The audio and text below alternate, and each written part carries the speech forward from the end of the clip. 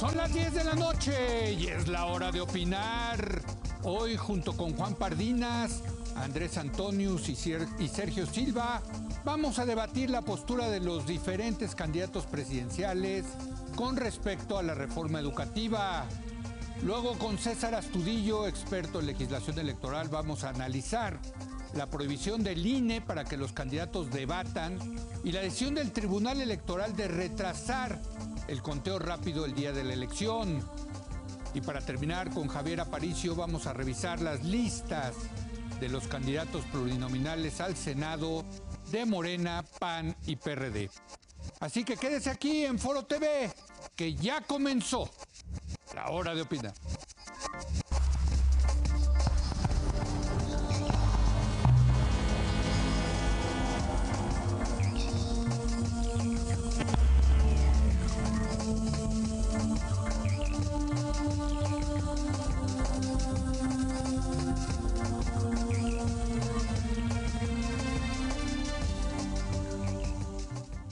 Muy buenas noches. Estamos estrenando, señores. Está bonito. ¿Verdad? Sí, quedó bien, sí. ¿no? El foro.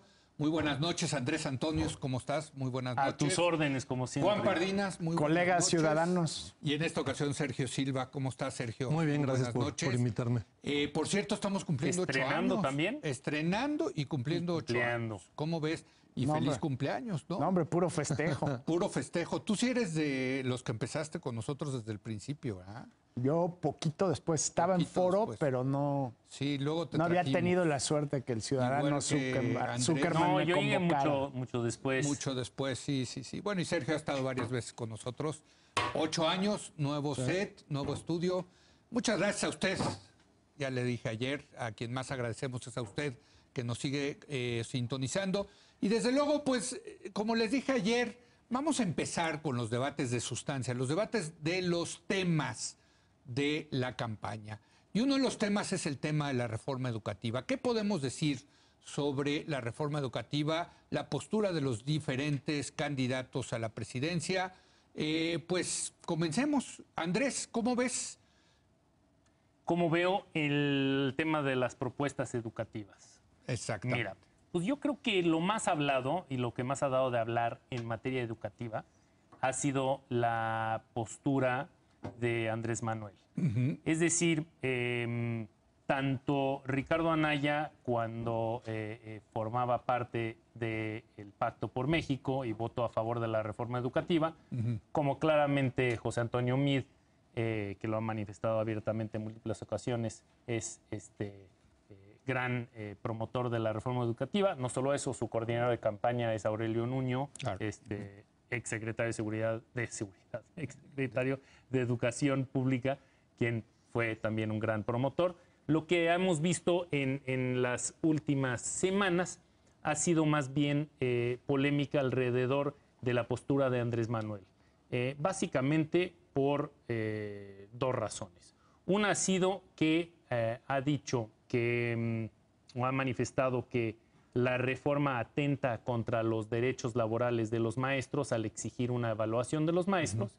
Por un lado, el tema de alguna manera de sustancia, y por otro lema, el aspecto político, que ha sido su acercamiento o el acercamiento de líderes o representantes importantes de ambas organizaciones de maestros, el CENTE, que es el sindicato que fue encabezado anteriormente por Elba Ester Gordillo, y la CENTE, con C, que es la organización de maestros, unos diría los más radicales y los más opuestos. Entonces, creo que el tópico, sí se puede hablar en cuanto a lo que opina Ricardo Anaya o lo que opina José Antonio Meade, o también no hay que olvidarse que hay otros 3 candidatos, que creo que los 3, la verdad, no sé cuál es la postura del Bronco. O sea, corre riesgo la reforma. Pero creo con, que los 3 apoyan. Elba Ester Gordillo, con la CENTE, estando del lado de...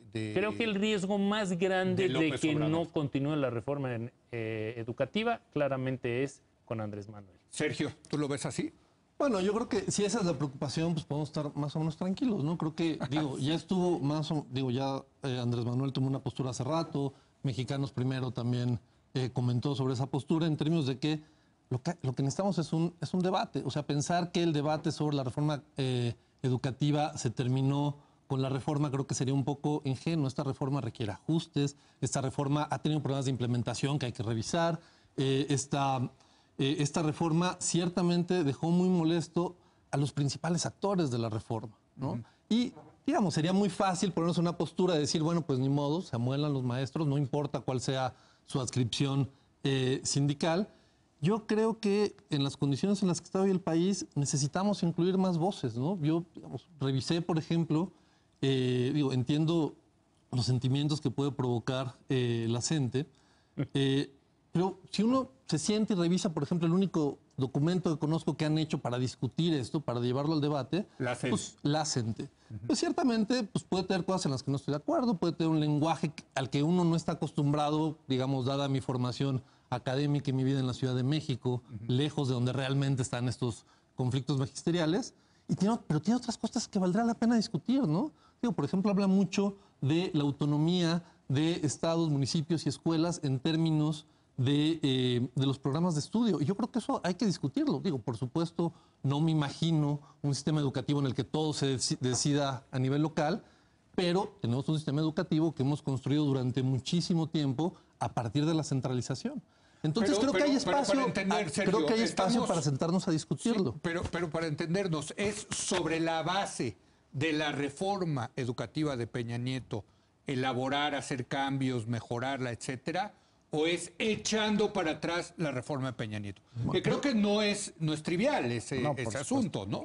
Yo creo que la reforma ciertamente tiene elementos que difícilmente podremos discutir. Se necesita una evaluación de maestros, sí, pero el problema es si esa es la evaluación que queremos de los maestros. Pero entonces, sobre la base de la reforma que ya se hizo. Probablemente no echar para atrás los cambios a nivel constitucional, pero ¿qué tal al nivel de las leyes reglamentarias? Creo que ahí hay un espacio enorme para debatir y, según entiendo, por lo menos incluso es lo que Mexicanos Primero expresó hace poco, ese es el sentido hacia el que quiere llevar la discusión. La CENTE sí quiere echarlo atrás. Me refiero a la postura de Andrés Manuel. Pero la CENTE, que es aliada de Andrés Manuel, sí quiere echar para atrás la reforma. Yo lo he leído también. Yo creo que decir que la CENTE es aliada de alguien es medio complicado. La CENTE tiene su propia agenda, sabrá con quién se forma un día, sabrá con quién negocia otro día. No creo que tengan realmente una conexión intrínseca, inevitable, etcétera. Lo que yo creo es que necesitamos el trabajo político,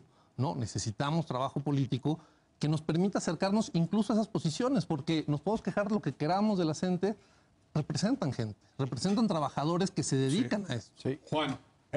Yo tengo una visión muy distinta. Más allá, en política uno tiene que atender las palabras y los dichos, pero también concentrarse mucho en los hechos.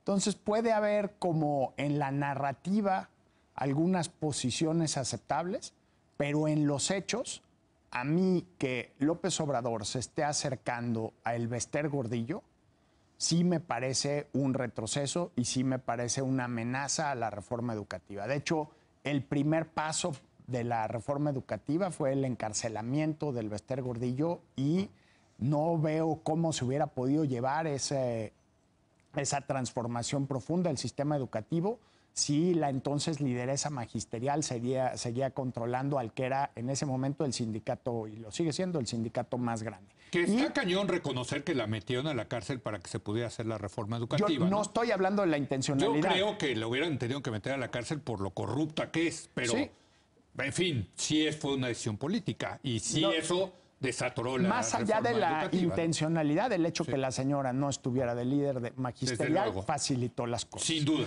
Luego, difiero de Sergio, yo sí veo una cercanía de la CENTE con López Obrador. Como dices, la CENTE es mucha gente y debe haber diversidad y puntos de vista. Pero si me dices que hay un contingente de la CENTE en un mitin de Anaya o en un mitin de MID, pues sí diría, caray, deja veo la foto. Sí me sorprendería. Si me dices que hay un contingente de la CENTE en un mitin de López Obrador, no tengo que ver una foto, porque ya la vi. O sea, ya ocurrió y ya hay hechos de apoyo de un bastión importante de ese grupo magisterial. Luego, otra cosa con la que no estoy de acuerdo es hablar de los maestros. O sea, este es un gremio de más de un millón de personas que creo que reflejan la diversidad y la complejidad de este país. Entonces, cuando dices que la reforma educativa no le gustó a los maestros, hay que ver a quiénes. Probablemente si vas a Guerrero, si vas a Oaxaca, si vas a algunas regiones de Michoacán, efectivamente las de la CENTE no les gustó. Pero la reforma educativa en Sonora, la reforma educativa en Yucatán, la reforma educativa en Querétaro, yo creo que ha sido un éxito.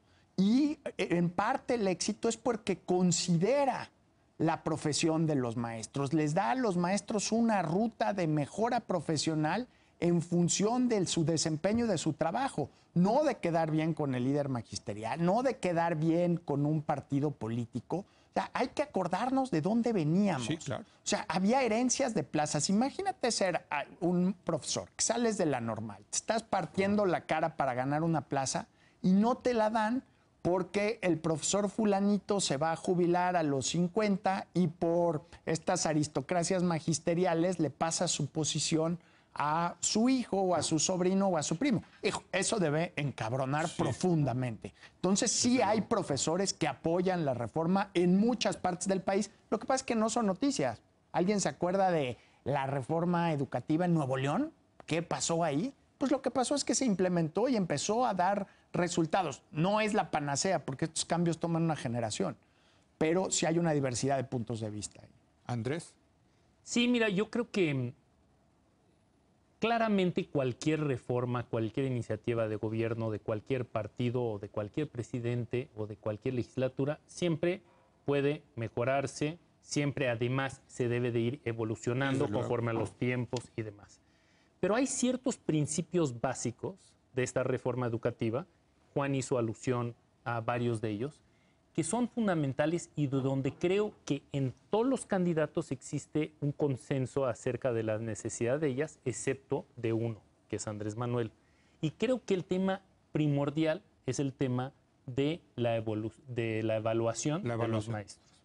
Que evaluación es lo que se dice, es evaluación, no es castigo, no es amenaza. No, muchos dicen que es una evaluación punitiva.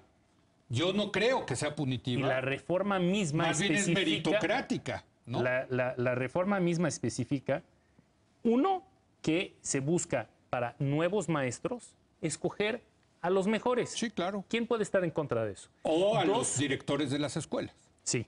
Dos, para los maestros actuales, lo que se busca es estar seguros de que cuentan con los conocimientos mínimos necesarios para darle clases a nuestros hijos. Creo que eso es un tema básico. El decir que evaluar el desempeño de un trabajador en su trabajo es una violación de sus derechos laborales y que debe ser echado para atrás o cambiado, a mí me parece absurdo, simplemente.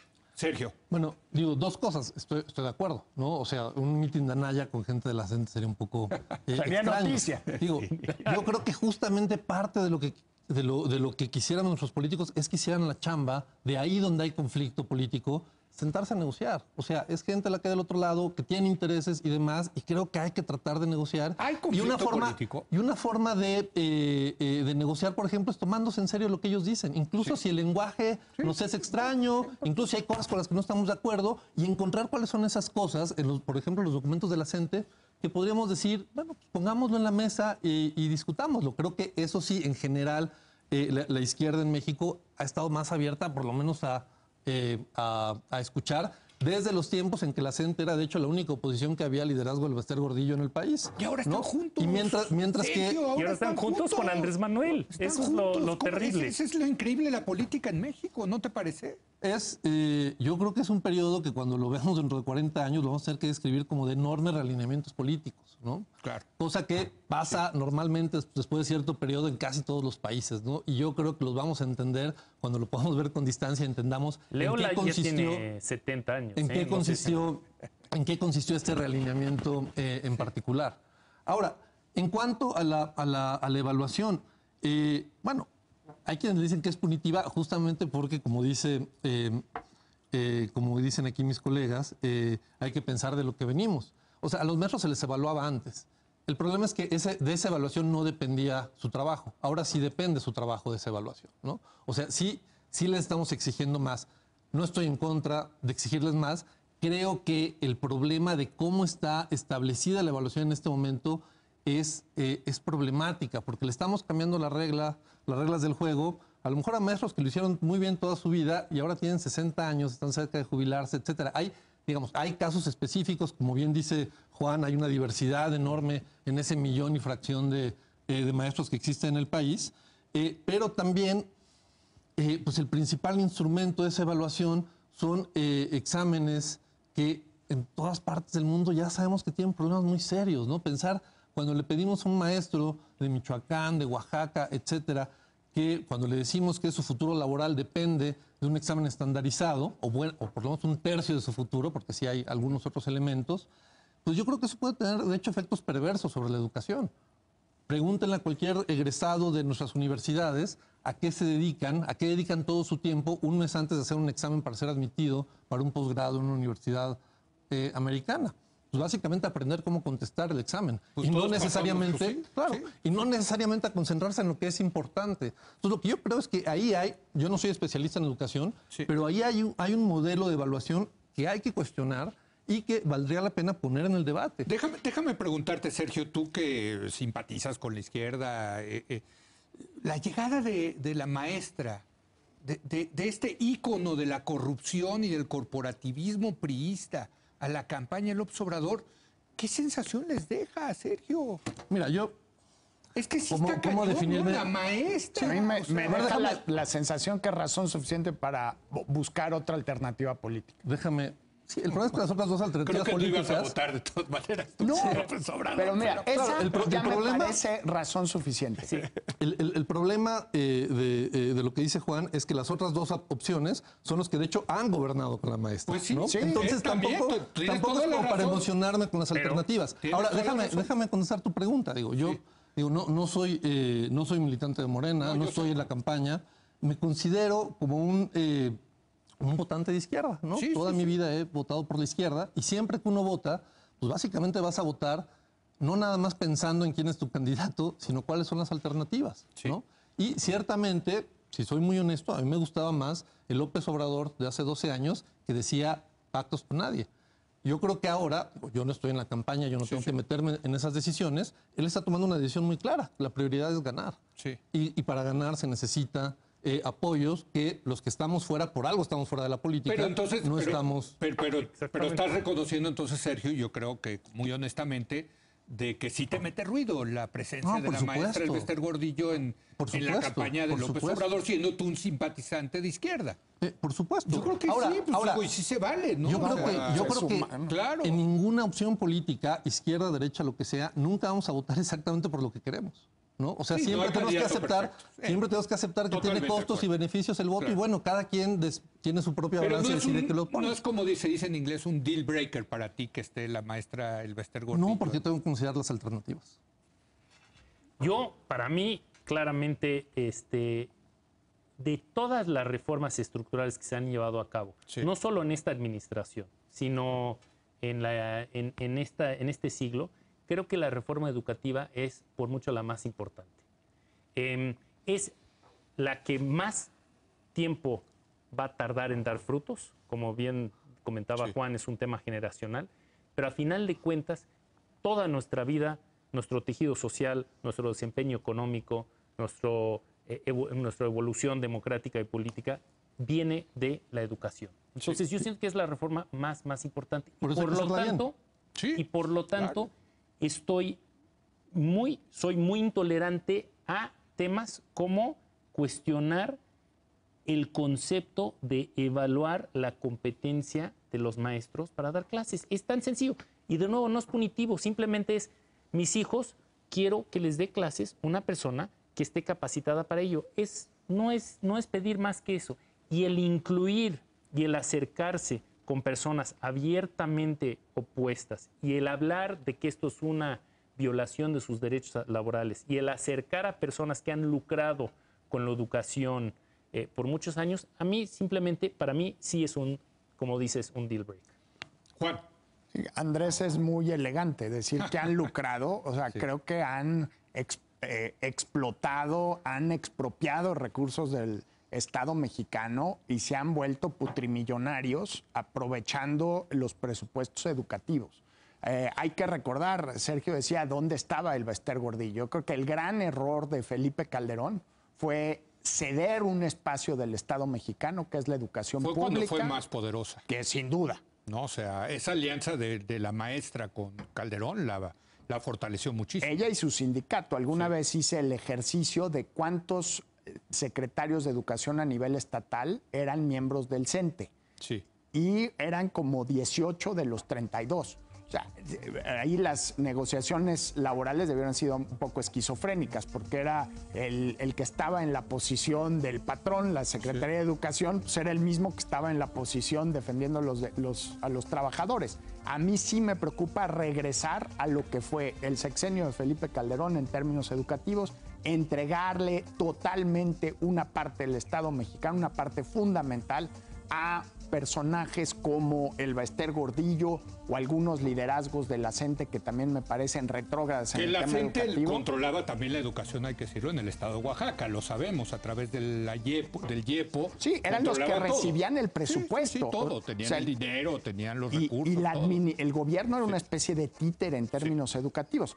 A mí esto sí me parece un peligro para la educación mexicana, que estas gentes puedan regresar al poder, regresar a determinar las carreras magisteriales, un riesgo enorme para el país. Bueno, un último comentario, Sergio. Bueno, realmente lo que yo no creo es que el Bester vaya a tener el mismo poder bajo un gobierno de López Obrador que bajo un gobierno de Calderón. Yo creo que es muy probable que gane López Obrador y entonces podremos ver. Yo no creo que vaya a ser ese el caso, no va a volver a tener ese nivel de poder. Y estoy de acuerdo con lo que decía Andrés sobre la necesidad de que queremos profesores que sepan enseñar.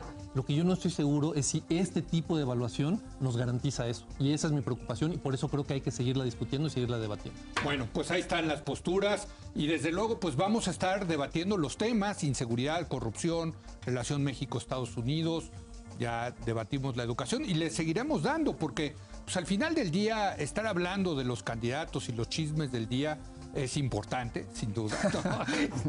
Pero los temas de sustancia son estos, ¿no?